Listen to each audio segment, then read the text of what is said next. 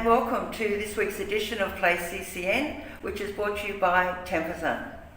I'm your host, Sandra Rossi, editor of Climate Control News. When it comes to Australia's workforce, there's few sectors stand out as starkly as the skilled trades when it comes to gender diversity. Fortunately, this is changing, especially for refrigeration and air conditioning. Data from the Australian Refrigeration Council shows that women's participation in refrigeration and air conditioning has tripled in the past 3 years. This is incredible news. In fact, female participation in refrigeration and air conditioning is more than 8 times what it was just 5 years ago. And best of all, more than 55% of women are under 29 years of age. On the subject of trades, the federal government has commenced a review of the Australian Apprenticeship's incentive scheme. Now, the review will look at the abysmal completion rates for apprenticeships, which I think currently stands at around 50%, and also examine financial incentives that are currently in place. The review is accepting written submissions until the 15th of May.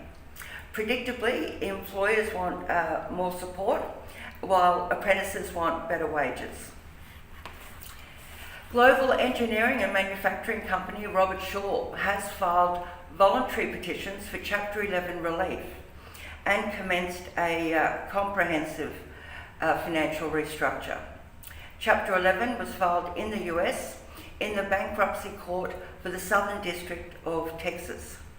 The company has entered into a restructuring support agreement and is working to recapitalise the business. The company will conduct a court-supervised process to determine if there are any potential acquirers for the business. Robertshaw CEO John Hewitt said the restructure is an important step forward to strengthen their financial position and invest in the business for the benefit of customers. Robertshaw employs more than 5,000 staff in 14 countries. However, the company said the restructure will not impact operations outside of the US, including Asia. Carrier plans to build a manufacturing and R&D facility in Saudi Arabia.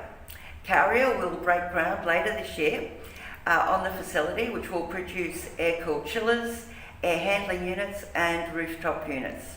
The project will create 5,000 new jobs locally. Well, that's it for our headlines this week, which were brought to you by Temperzone. Thank you for watching.